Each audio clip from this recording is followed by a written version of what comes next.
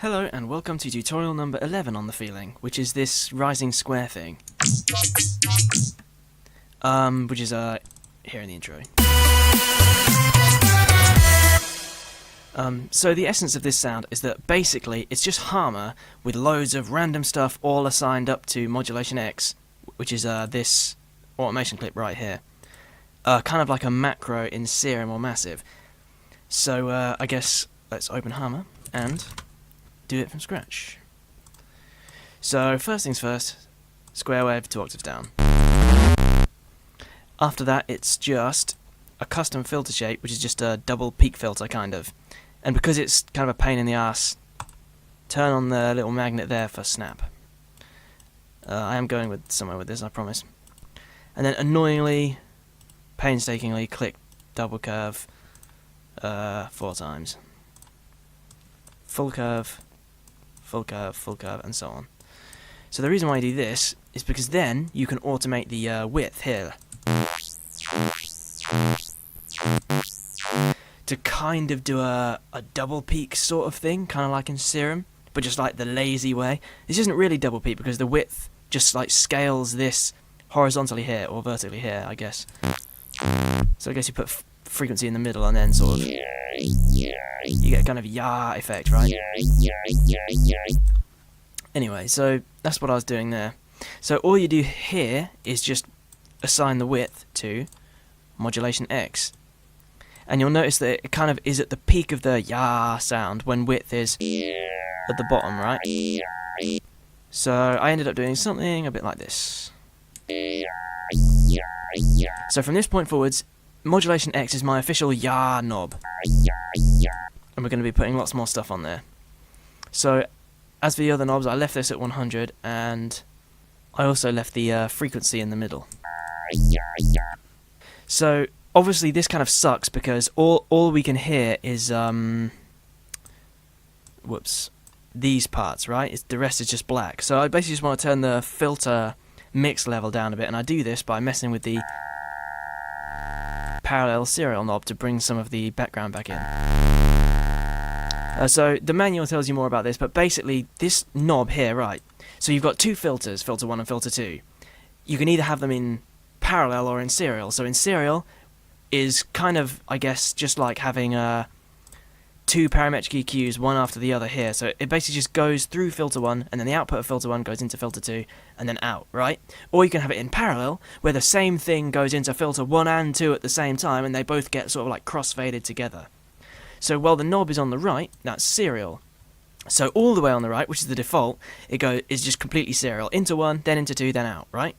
As you turn it down towards 50%, this mixes in a little bit of the output of filter 1. And in the middle is filter 1 and 2 at the same time, both at equal mix level, right? The left half is parallel, which is and then this just becomes the mix level between filter 1 and 2. So all of this is just a long and roundabout way of explaining, because filter 2 right now, isn't doing anything. If you just turn this down a bit, it sort of mixes in towards filter 2 and basically just, effectively, it's just the mix level of filter 1.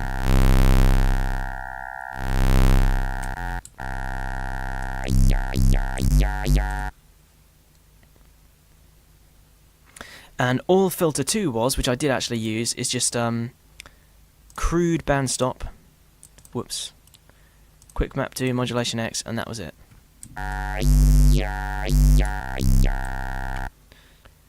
And the next thing I did in my quest to just map loads of random stuff to modulation X was basically just dick around with the phaser. And the reason why is because what you can do is, with the phaser, if you just set the speed to 0, well, you can automate the offset. And actually, quickly, I like to do this on plucks sometimes. So what you can do is you can have a big boy phaser, set the speed to 0, and have a phaser offset envelope, kind of like this. Pick an offset place you like, and now you've got a kind of a cool effect you can use on a pluck. But that's pretty much what I did for this, kind of. So all I do is quick map to modulation X, and find a position you like. I think in the original I kind of chose a setting sort of like I think it was just kind of like this, I think. And now you can just mess around, find a mix level you want. I'll turn that down a bit. Find a width and offset value that you like. So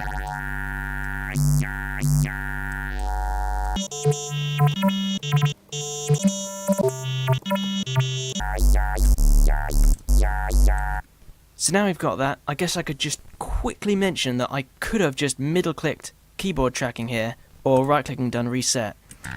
Now anyway, all keyboard tracking does is makes it so that the frequency of the phaser, which actually in Harmor isn't a real phaser, actually it's just a filter, as you can see here, right? All it does is just moves the phaser up and down so that it matches the note that you're playing on the keyboard. Because normally, as the note you're playing goes up and down, the phaser stays where it is, so each note effectively has a different timbre depending on the note, right? And keyboard tracking makes the phaser move up and down at the same speed as the note you're playing, right? So it's probably a good idea if you're going to use a phaser to just reset this, and ditto with the filters as well. Keyboard tracking, but I didn't do that for whatever reason, so each note has a slightly different sound because the phaser's staying where it is, but the frequency of the notes isn't, so it all gets... But whatever, it's not that big of a deal really, but still. Anyway, the other thing I did was just volume to modulation X. Something a bit like this, just so that it, just as modulation X turns down, it gets quiet towards the beginning, just so that when you've got an envelope like this, but with the spiky bits, it kind of enunciates more clearly, sort of thing. There's a more of obvious yah. You can kind of make a you can like add kind of a percussive rhythm with the envelope, right? The next thing I did was add a little bit of prism, basically just for shits and G's. And to just increase the CPU usage and annoy people with crappy computers. Sorry about that. The next thing was a little bit of burning compression, and it looks something a little bit like this.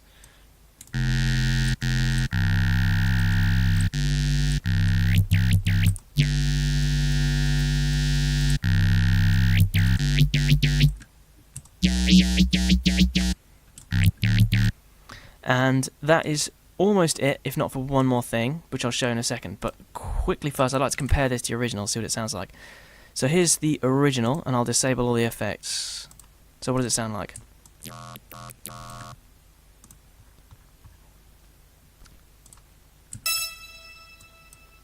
Oh, goodness sake.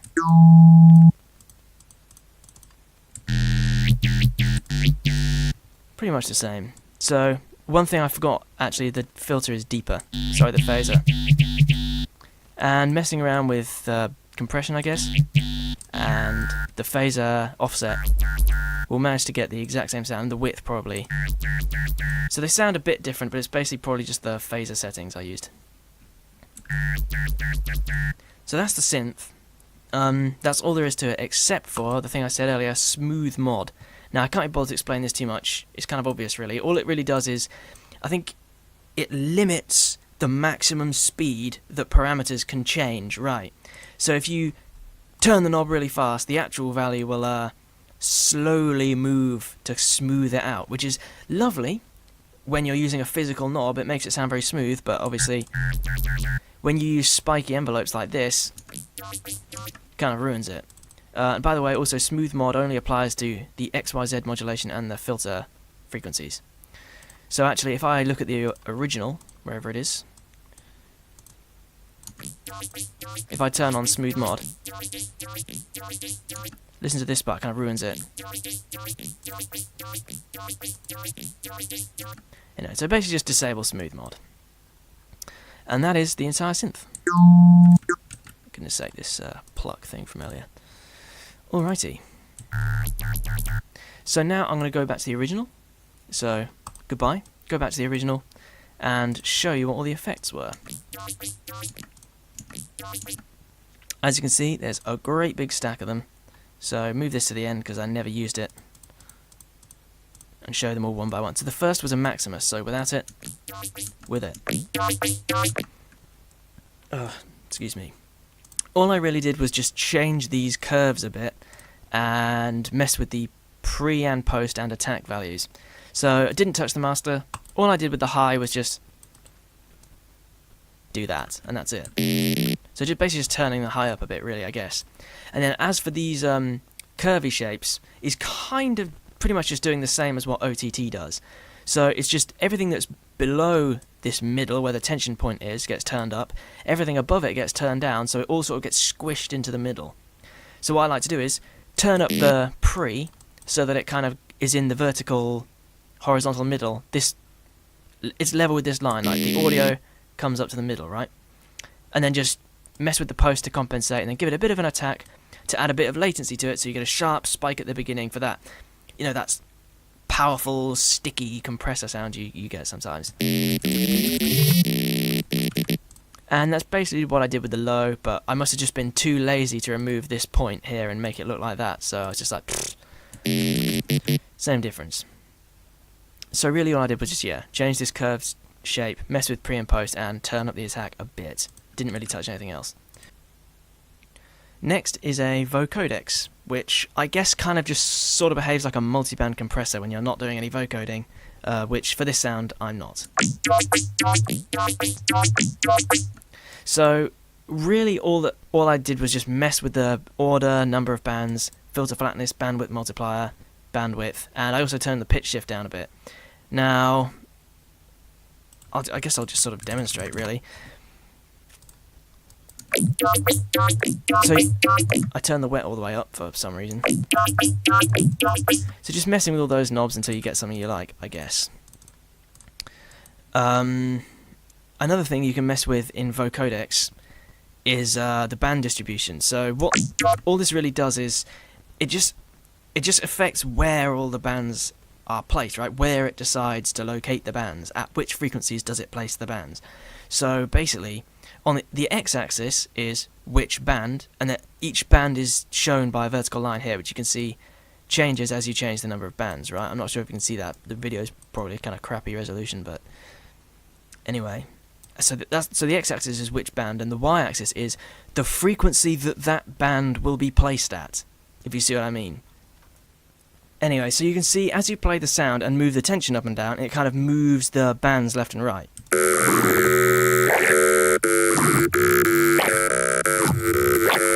Which changes the way the sound sounds, and it might sound good for some sounds, so I always mess with this window. But for some bizarre reason I understand, surely if you bring the tension up, it makes all the values higher, right? So why don't all the bands move to the right? Why isn't it the other way around? I have no idea, and the manual is vague. I have no idea, but who cares? It sounds good. Let's just move on and try not to be kept awake at night by how little we actually know about music, despite the fact that we're making tutorials. You know what I mean? Anyway, so next I messed with the bandwidth. All I really did was just go bang bang, add 2 random points. Shit, which I can't undo with Control Z. Loosely I was trying to beef up the bass, I guess, but not that important. And that does it for vocodex. So really, you know, I just sort of opened vocodex, quickly turned these knobs, turned this up and banged a few random points in here, and like vocodex was done in like 30 seconds. Anyway, so next was an OTT, which just sounds like this. All the settings are on the screen. All I did was turn this up, this a bit up, and then turn down the gain a bit. Sorted. Next, parametric EQ to taste. Not really much to talk about here. Nothing particularly jazzy going on. Excuse me. I guess I didn't cut out the sub because it's being routed into a channel here called subcut, which does that. So it does actually have the sub cut out, just not in this channel, I suppose. You can also see we're clipping, which is good. Anyway, so next is a flangus. Again, really nothing to talk about here. Just know that I used a flanger, really. And a fruity delay. Now, I guess there's kind of something going on here. So basically what I did was something called tonal delay, right? So all tonal delay is when you have an incredibly short delay time, then the repeating delay repeats fast enough to produce an audible tone.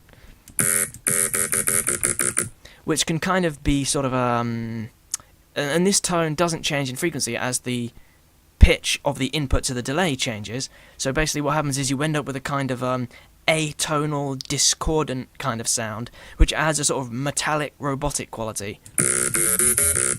Even more so if you use the ping-pong feedback mode, which basically just swaps the channels over with every delay repetition. And if you pan the input all the way to one side, then it effectively means that the output of the delay will bounce from left to right, from channel to channel. So with a really short delay time, you effectively just have kind of really short, really fast delay bouncing between both ears, and you just end up with a cool metallic stereo effect. Serum has this as well, so I strongly recommend using the delay and Serum to do something like this, to add a really nice robotic sound to your growl basses. I have a few presets here, and there's a nice one somewhere, FX. This is tonal delay, the sound. That kind of metallic sound is what tonal delay is born to do. So, I've lost the number 14, wasn't it? Yes, righty then. So that's all there is to this sound. I guess I used delay 2, because remember when Fruity Delay 3 came out all that time ago? Well, I made the feeling before Fruity Delay 3 came out, which is why I'm using delay 2, which just goes to show how long it's taken me to get around to making this video. But yeah, I guess other than that, that's all there is to this sound. This sound is complete. Enjoy this knowledge. Make with it many cool tracks. And see you in the next video.